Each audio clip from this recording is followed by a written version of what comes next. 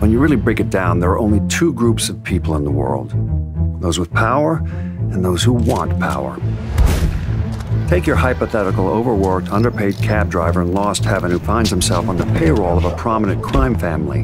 Where to? Anywhere. Fast. Suddenly, we're not talking hypotheticals, but about Tommy Angelo and his work for the Salieri crime family. But there are times when the work doesn't fit the man. Take when Tommy cornered Salieri's man, Frank Coletti. Frank, the Don sent me. Coletti'd gotten pinched and became a federal informant, and, no surprise, Salieri wanted him in the ground, pronto. Coletti told Tommy he did what he needed to do to protect his family, and there was something about his story. The wife, the kid. It hit home for Tommy, and Coletti walked. When Salieri found out, he ordered a hit on Tommy, and that's when Tommy Angelo did what was best for his own wife and kid, entered witness protection.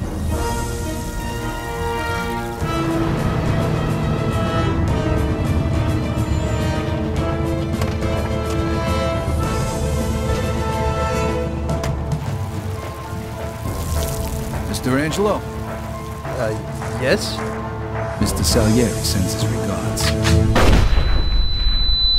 You saw this type of thing happen again in Empire Bay years later.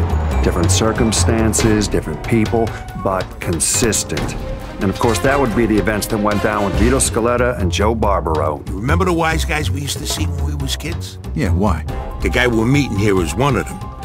Scaletta hoped working for the mob would allow him to provide a better life for his mother and sister. Yeah. Where'd you get all this money, Vito? Scaletta and Barbaro were like brothers. In those days, you were hard-pressed to be able to hire one and not end up with the other at his side.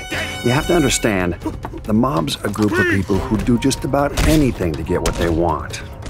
Sure, they may throw around words like family, but there's no such thing as loyalty in their world, not really. What'd they tell you, Vito? Take care of me and all's forgiven? Scaletta and Barbaro, they were the exception to the rule. But even then, it was the thirst for power that drove them, and that's the thing that brought them down in the end. Hey, what the hell's going on? Where they taking Joe? Sorry, kid.